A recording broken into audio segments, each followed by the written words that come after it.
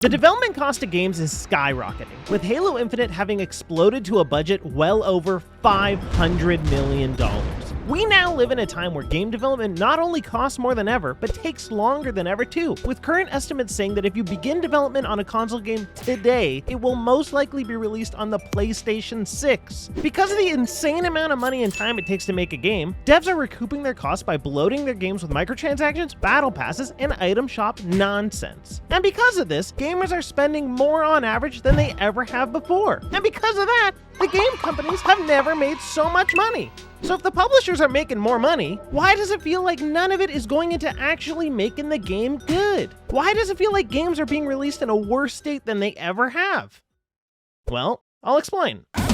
In my time as a player of video games, I've put in thousands upon thousands of hours into games of every genre. Some are masterpieces like The Last of Us Part 2, and some are complete opposite of good and you should be made fun of for liking them, like Forspoken.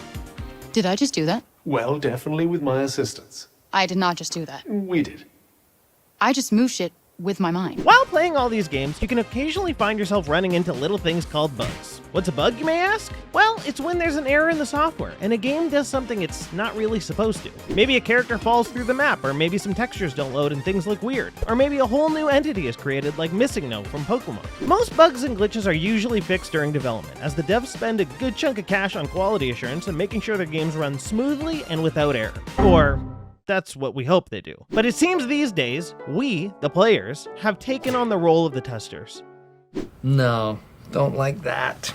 Games are being pushed out in a completely unfinished state because publishers have finally realized that we're actually fine with experiencing a broken and half-baked product as long as we get it sooner and we get to pay to unlock stuff in the game. The sweet smell of payday. It's not the dev's fault. They're just trying to make something cool that we'll all enjoy. It's the publisher, whose job it is to make money. And the faster they can get the game out the door and in our hands, the better it is for them. Does it matter if the game works? Not really. All that matters is that we buy it. And they're incredibly skilled at convincing us to hand over our cash. And they've proven that over and over again with each new broken release that tops the sales charts.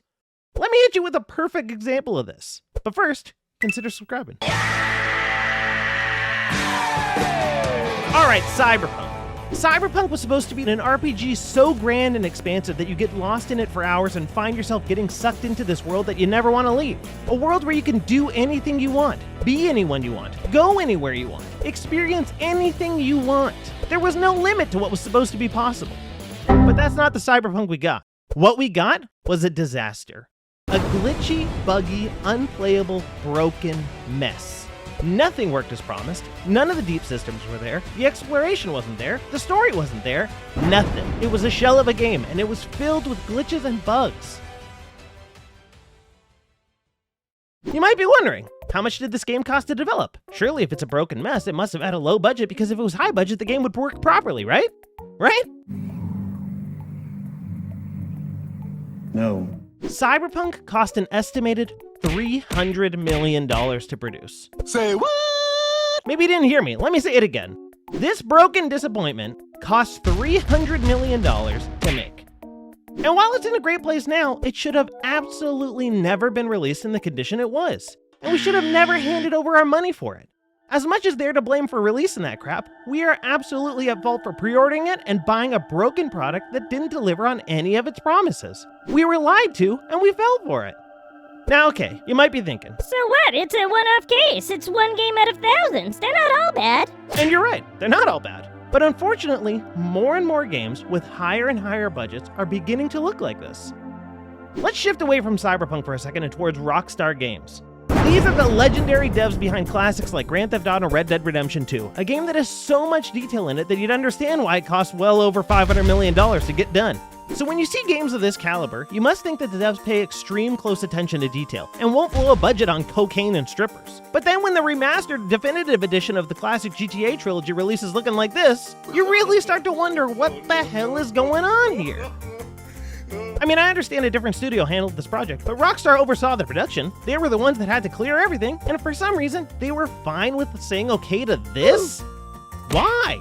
Because money. That's why. And these publishers are so good at getting our money from us. Look at Battlefield. They got 2042 problems and a bitch ain't one. This game is a mess, and although it's in a better position now, it still lacks focus, and it's like DICE doesn't even know what the game is supposed to be. It's a disgrace. And these disaster launches are teaching us that you really can't trust studios like you used to.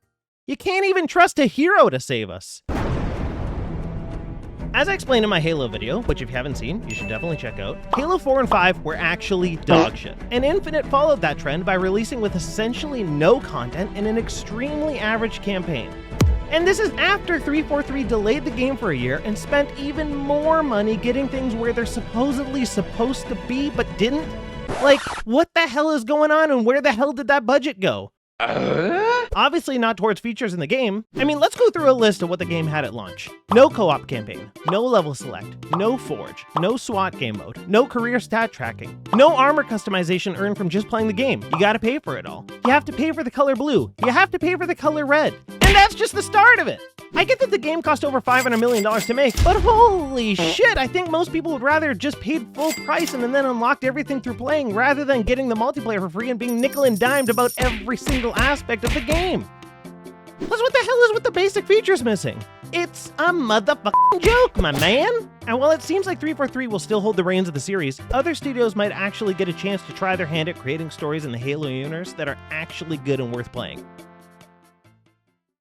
With the advancements in technology and the increase in power of computers and consoles, games are more demanding, and because of that, they demand a higher budget. It costs a lot of money to make a game look as beautiful as The Last of Us, but at least when you buy it, you're getting a full experience, with no issues. Most of these big AAA studios are doing the exact opposite, delivering half-finished games that they expect you to fix for them along the way. And somehow we're just fine with it. There are now very few studios that you can trust to release a quality game on launch, bug-free, and a complete experience. And unfortunately, it seems like that list gets smaller every year. We live in a world where publishers are rewarded for being greedy and pushing the devs harder and harder. And because of that, we end up getting worse games because all that matters in the end is money, not the creative vision. But if some of these stupid-ass publishers use their brains, they'd see that by releasing a game that works, with features people care about, and an experience that actually matters, they'd sell millions of copies. But they'd rather try the get-rich-quick tactic, hoping you'll fall for all their tricks and cough up any extra cash you have on whatever dog shit they throw it into an item shop. The only way to get these greedy publishers to listen to a goddamn thing is by speaking with your wallet. Stop reordering games. Stop buying garbage. Stop buying overpriced crap on the item shop. Buy good games and support devs that actually care. Spend your money on games that matter. Support small devs making small games. These are people that care about making good games. And that's all that we really want. Good games that actually work. Not this. Be smart, man.